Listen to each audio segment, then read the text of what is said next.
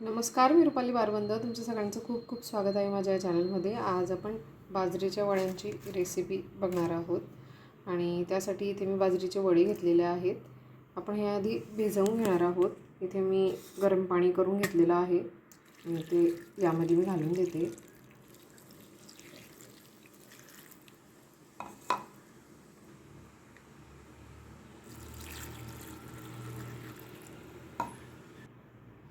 गरम पाण्यामध्ये हे छान सोक होतील आणि थोड्या वेळ आपण हे असेच राहू देणार आहोत.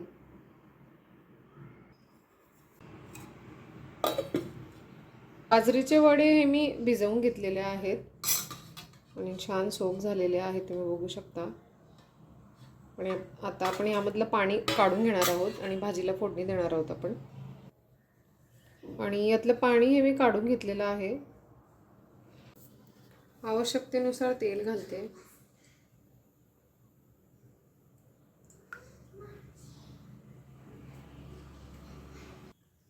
आणि तेल हे तापलेलं आहे, त्यामध्ये आपण घालून घेणार आहोत राई, जिरं,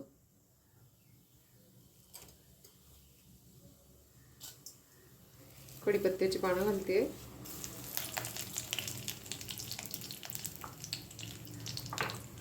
आणि लसूण हा मी ठेचून घेतलेला आहे.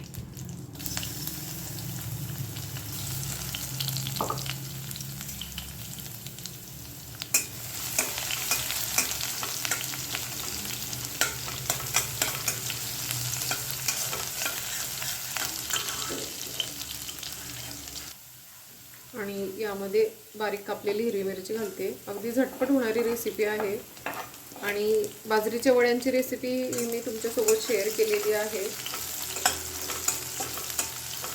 त्याची लिंक खाली डिस्क्रिप्शन बॉक्समध्ये दिलेली आहे, मी ती तुम्ही चेक करू शकता. त्याचा डिटेल व्हिडिओ तुम्ही पाहू शकता. त्यामध्ये घालते कांदा,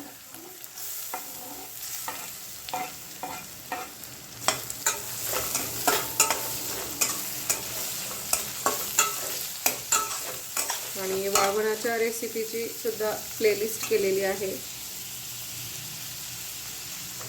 ती सुद्धा तुम्ही चेक करू शकता. त्यात तुम्हाला तुमच्या आवडीच्या रेसिपीज नक्की मिळतील.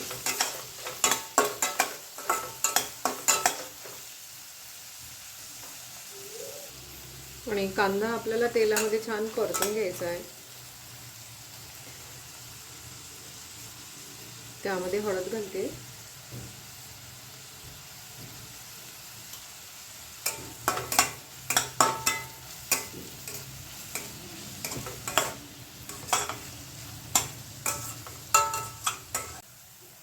इथे हिरवी मिरची मी कापून घातलेली आहे, ती तुम्ही मिक्सरला फिरवून देखील घालू शकता. आणि इन्ग्रेडियंट्सचं प्रमाण किंवा तिखटाचं प्रमाण हे तुम्ही तुमच्या आवडीनुसार कमी जास्त करू शकता.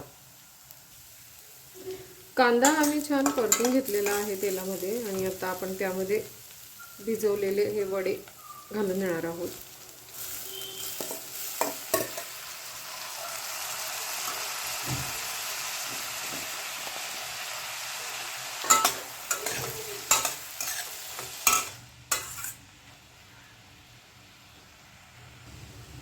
त्यामध्ये चवीनुसार मीठ घालते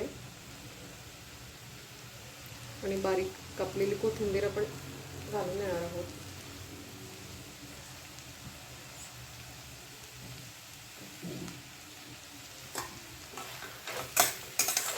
छान मिक्स करून घ्यायचं आहे आपल्याला.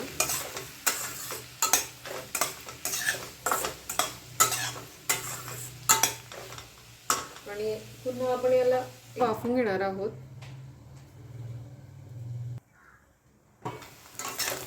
भाजी ही मी वाफवून घेतलेली आहे. आपण आता गॅस बंद करून घेणार आहोत आणि खूप वेळ वाफवायची गरज नाही आहे भाजीला. अगदी 2-3 मिनिटं ही मी वाफवून घेतलेली आहे. आणि आता आपण गॅस बंद करून घेणार आहोत.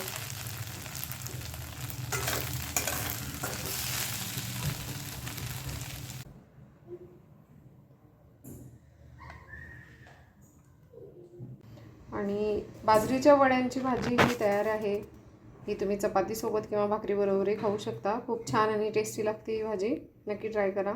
आणि आजची ही रेसिपी तुम्हाला आवडली असेल तर लाईक, शेअर आणि सबस्क्राईब करायला विसरू नका. पुन्हा भेटू असेच एका छानशा रेसिपीसोबत. तोपर्यंत बाय.